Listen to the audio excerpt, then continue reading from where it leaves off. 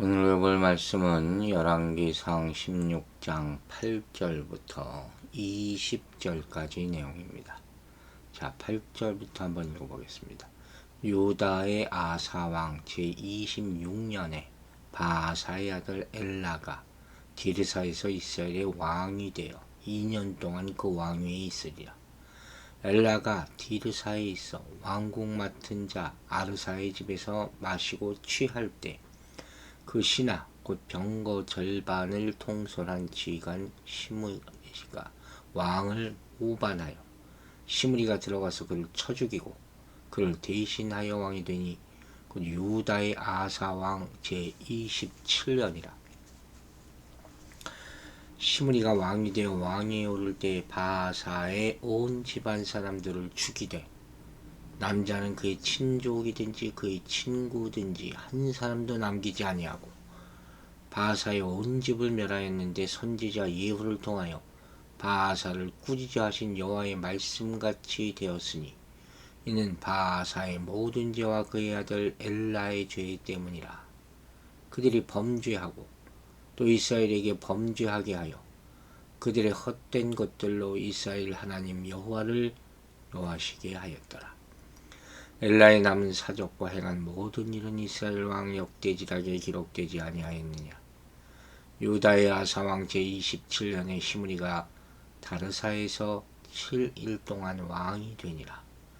그때 백성들이 블레셋 사람들에게 속한 기브돈을 향하여 진을 치고 있더니 진중 백성들이 시므리가 모바나의 왕을 죽였다는 말을 들은지라.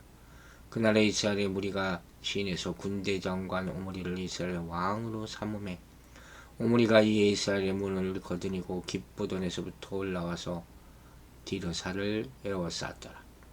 시므리가 성읍이 항납됨을 보고 왕궁 요새에 들어가서 왕궁에 불을 지르고 그 가운데에서 죽었으니 이는 그가 여호와 보시기에 악을 행하여 범죄하였기 때문이니라. 그가 여로보암의 길로 행하며 그가 이스라엘에게 죄를 범하게 한 그 죄 중에 행하였더라. 시므리의 남은 행위와 그가 반역한 일은 이스라엘 왕 역대지락에 기록되지 아니하였느냐. 아멘. 자, 엘라라는 자는 이 BC 한 881년경에 바하사를 이어서 이스라엘 왕에 오릅니다. 그때 유다 왕 아사 제26년이라고 기록되어 있어요. 엘라는 2년간 디르사에서 이스라엘을 통치하다가 선지자 예후가 예언한 대로 하나님의 심판으로 최후를 맞이하게 됩니다. 모반을 일으킨 군대의 지휘관 시므리에게 살해당한 것이, 이런 경우도 역사적으로 많이 볼 수가 있죠. 자, 이 시므리라는 자, 이 사람은 이스라엘 병거부대의 절반을 지휘자는 장군이었어요. 병거부대라는 것은 당시 첨단 장비로 무장된 주력 부대거든요. 그 시므리는 엘라 왕이 왕국 맡은 자 아르사의 집에서 술을 마시고 취해 있을 때 모반을 일으켜서 왕을 죽이고 이스라엘 왕에 오르게 됩니다.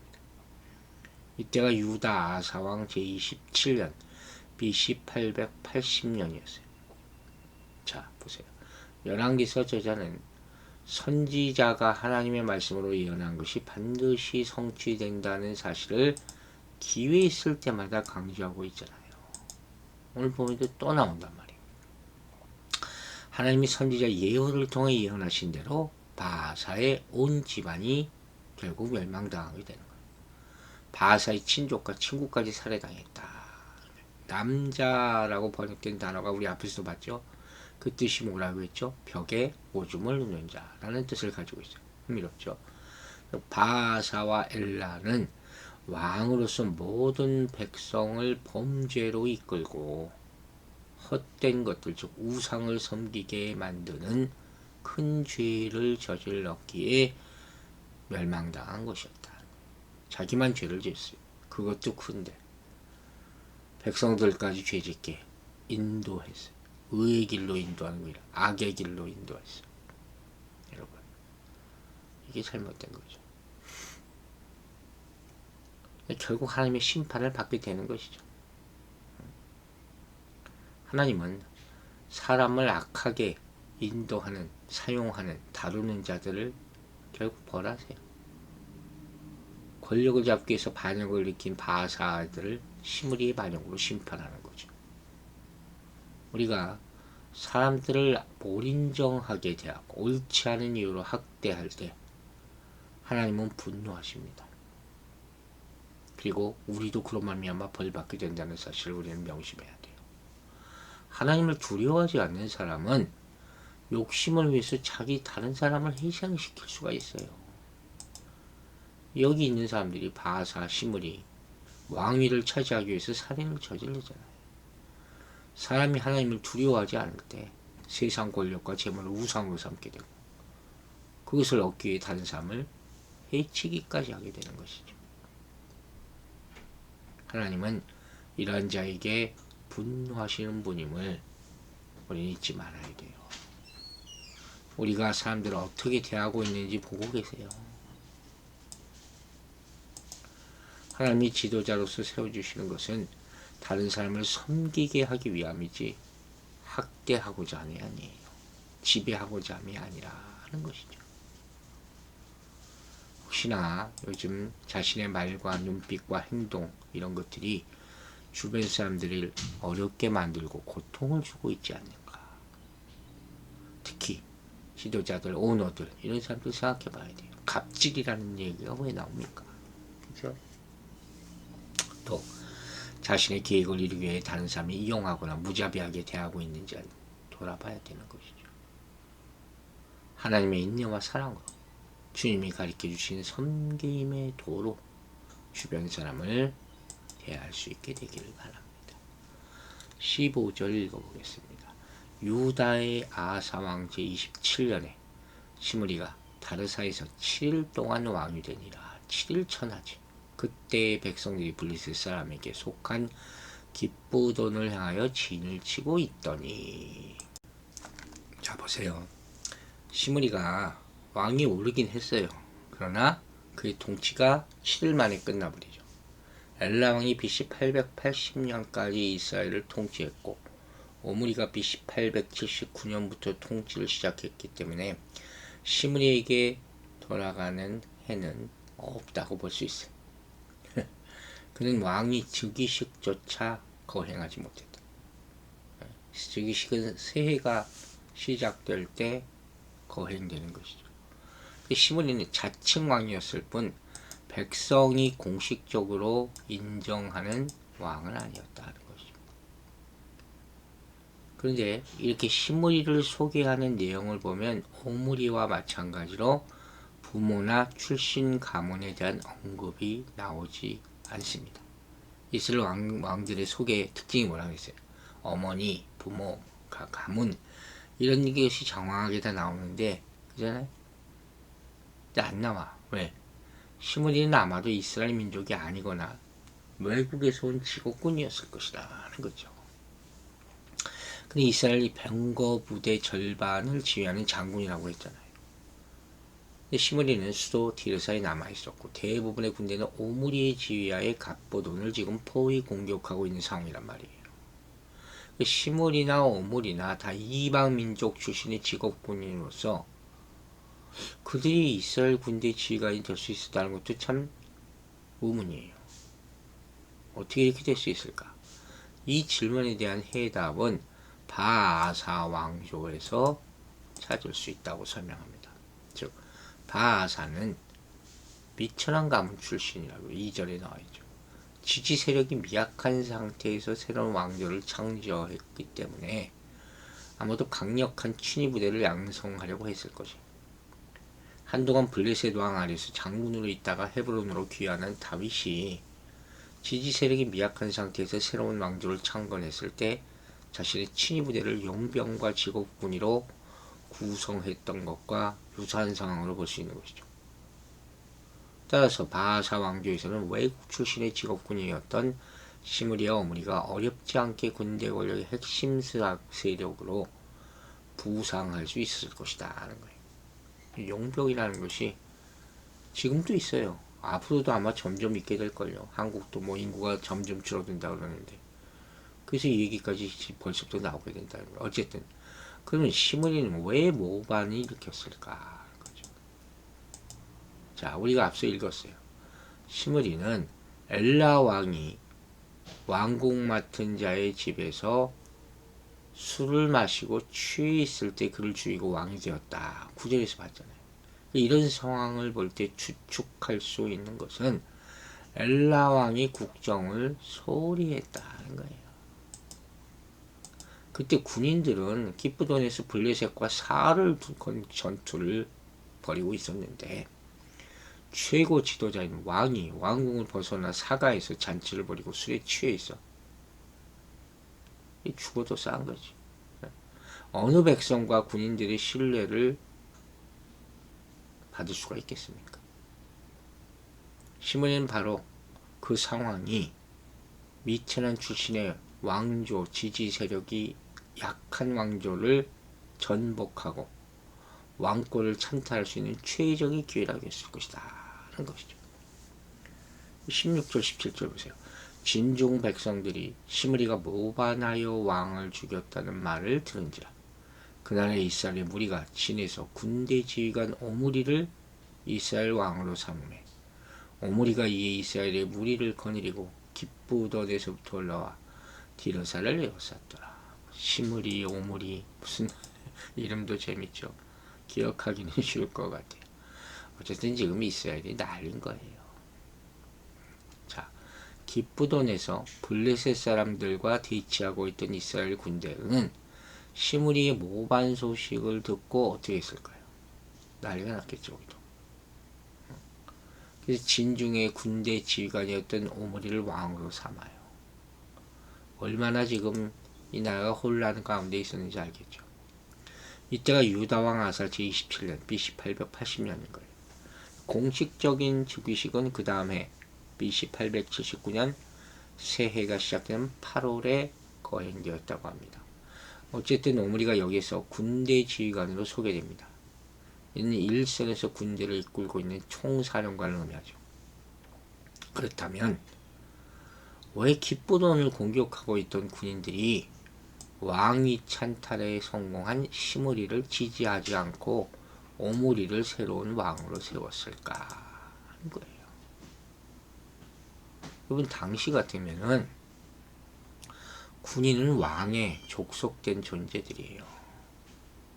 즉 군인들이 목숨을 걸고 싸우는 이유는 나라에 충성하기 위한 것이기도 하지만 나라의 대표인 왕에게 충성하기 위한 것이라는 거예요. 근데 이런 정체성과 명분을 가진 군인들의 눈에 왕을 살해한 시므리가 처단해야 될 반역자로 비쳤다는 거예요. 자기들이 왕이 아니, 자기들의 왕이 죽었으니까. 그리고 왕이 살해되는 상황에서 지금 자신들을 지휘하고 있는 총사령관을 새로운 왕으로 추대하는 것이 자연스러운 일이었을 것이다. 충분히 추측할 수 있죠. 그러니까 오므리라는 사람이 참으로 어부지를 얻은 거죠. 또 어부지를 얻은 거예요. 절묘한 상황에서. 역사는 참 알 수가 없는 것이죠. 이 오므리는 모반을 일으켜서 왕이 된 시므리를 제거하고 자신이 왕이 올라도 역적이라는 그런 불명예를 떠안을 필요가 없잖아요. 시므리에 대해서는 모반하다, 반역하다라는 말이 반복해서 나와요. 그러나 오므리에 대해서는 이런 용어가 사용된 적이 전혀 없다는 것이죠. 그대가 역적 시므리를 토벌하고 나라를 구한다는 최상의 명분이 있었기 때문에 오므리는 미련 없이 기브돈을 포기하고 군대를 이끌고 신속하게 디르사로 진격하려.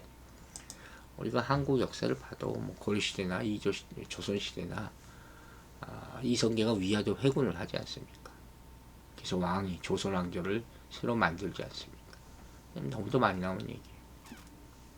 또 군인들이나 오므리 수하장수들도 기브돈에서 블레셋 사람들과 싸우다가 목숨을 잃을 염려도 없는 데다가 역적을 처단하고 세왕을 중심으로 왕조를 건설하고 자기들도 한 자리들 차지하고 그런 꿈에 다 부풀어 오는 거예요. 이 시므리와 마찬가지로 오므리도 외국 출신의 직업군이었기 때문에 문제는 이스라엘에서 지지 세력이 미약할 수밖에 없다는 것이죠. 하지만 역적을 토벌하려는 명분이 있잖아요. 그래서 뭉친 지지 세력이 생겼다는 것이죠. 그래서 어머니는 쉽게 행동에 나설 수 있었다 하는 거죠.